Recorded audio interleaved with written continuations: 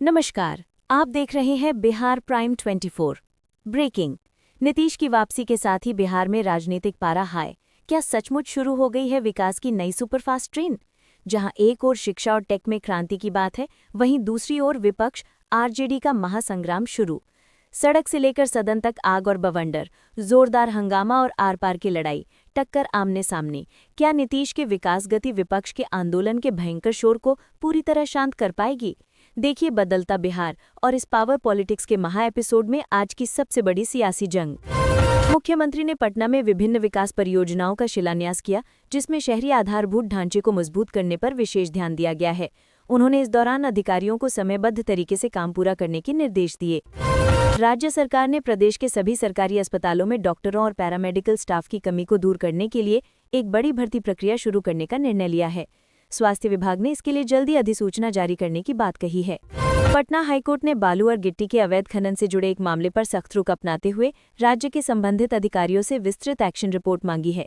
Court ने इस अवैध कारोबार पर तुरंत रोक लगाने के निर्देश दिए हैं।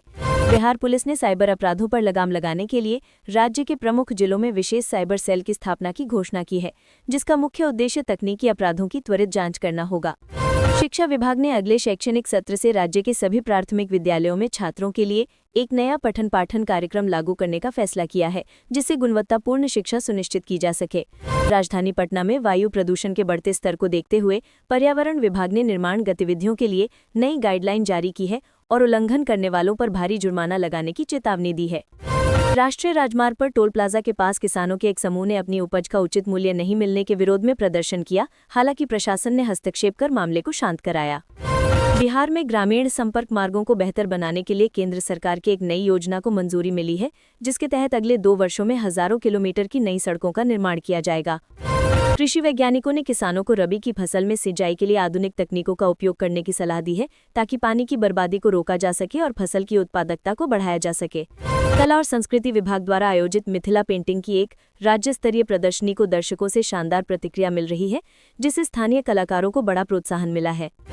पूर्व मध्य रेलवे ने कोहरे के मौसम को ध्यान में रखते हुए कई लंबी दूरी की ट्रेनों के परिचालन समय में अस्थायी परिवर्तन करने की घोषणा की है, ताकि यात्रियों को किसी भी तरह की असुविधा से बचाया जा सके।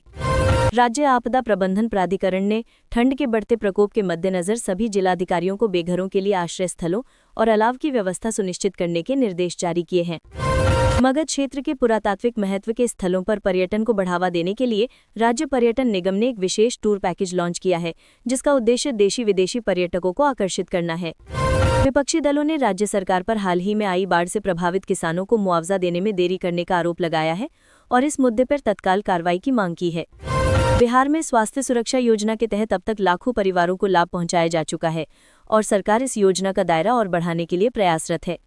सरकारी स्कूलों के शिक्षकों ने अपनी लंबित मांगों को लेकर राजधानी में एक दिवसीय सांकेतिक धरना प्रदर्शन किया, जिसके बाद शिक्षा मंत्री ने जल्द ही उनकी समस्याओं का समाधान करने का आश्वासन दिया। एक प्रमुख औद्योगिक समूह ने बिहार में खाद्य प्रसंस्करण इकाई स्थापित करने में रुचि दिखाई है, जिससे स्थानीय स्तर पर रोजगार के नए अवसर पैदा होने की उम्मीद है। पुलिस महानिदेशक ने आपराधिक घटनाओं पर अंकुश लगाने के लिए रात्रि गश्त को और अधिक प्रभावी बनाने और संवेदनशील क्षेत्रों में अतिरिक्त बल तैनात करने के निर्देश दिए हैं। राज्य भर में विश्वविद्यालयों में छात्र संघ चुनावों की तारीखें जल्दी घोषित होने की संभावना है, जिसके लिए छात्र संगठन अपनी अपनी तैयारियों में जुटे हुए हैं। मौसम विभाग ने अगले 24 घंटे में बिहार के कुछ हिस्सों में हल्के बारिश और ठंड में और अधिक वृद्धि होने की भविष्यवाणी की है, जिसके चलते लोगों को सावधानी बरतने की सलाह दी गई है। तो ये थी बिहार की आज की 25 बड़ी खबरें। ऐसी ही सटीक और ताज़ा अपडेट्स के लिए जुड़े रहिए बिहार प्राइम 24 के साथ। लाइक, शेयर, कमेंट और सब्सक्राइब करना ना भूलें। जय बिहार।